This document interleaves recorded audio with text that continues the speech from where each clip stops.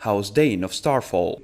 House Dayne of Starfall are one of the most ancient houses in the Seven Kingdoms, claiming ancestry dating back 10,000 years to the dawn of days. The first Dayne is said to have raised Starfall on an island at the mouth of the Torrentine River, having tracked a falling star there and found a stone of magical powers. His descendants thereafter became the first man-kings of the Torrentine and lords of Starfall. The great sword Dawn was forged from the heart of the fallen star found by first Dayne and has possibly been wielded by Danes for 10,000 years. The blade is as pale as milk glass, unlike dark Valyrian steel, but is similar in strength and sharpness. The Sword of the Morning is a title given to a Dane knight who is considered worthy of wielding the legendary greatsword.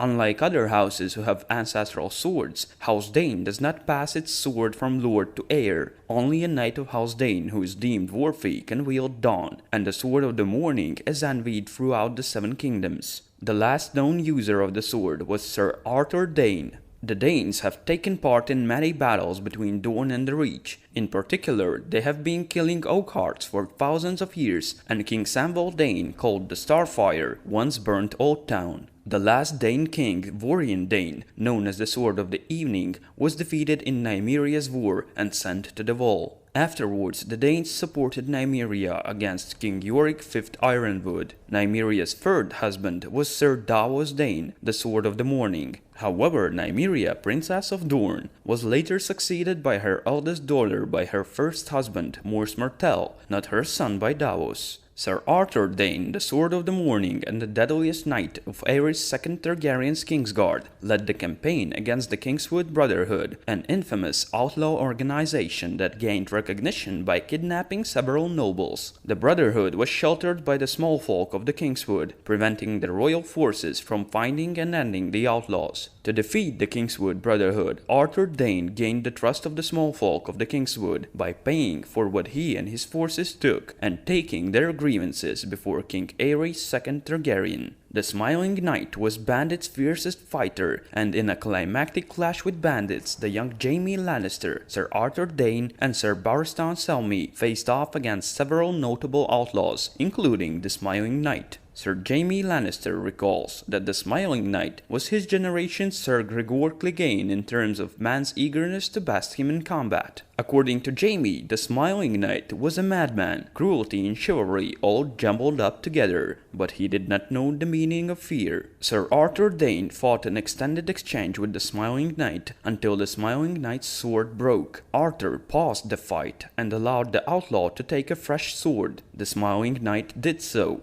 but remarked that it was Arthur's famous sword Dawn that he truly desired. Arthur replied, "Then you shall have it, sir." In their second exchange, the Smiling Knight was slain by the Sword of the Morning. Afterwards, Sir Arthur Dayne knighted Jaime Lannister. In a tourney at Storm's End, Arthur broke 12 lances against his good friend Prince Rhaegar Targaryen, losing to the prince. According to Viserys Targaryen, Arthur Dayne was the only knight in the realm who was the peer of his brother Rhaegar, Prince of Dragonstone. Arthur's sister, Lady Ashara Dayne, was one of Elia Martell's handmaidens and came to the great tourney at Harrenhal with her. There she danced with a member of the Kingsguard, Lord John Connington, and Eddard Stark. Sir Arthur Dayne died at the Tower of Joy, killed by Lord Eddard Stark, aided by Lord Howland Reed. Afterward, Eddard returned Dayne's family sword Dawn to Starfall. Given Dawn and the news of her brother's death by Eddard, Ashara Dayne threw herself into the summer sea from the Pale Stone Sword Tower. Her body was never recovered.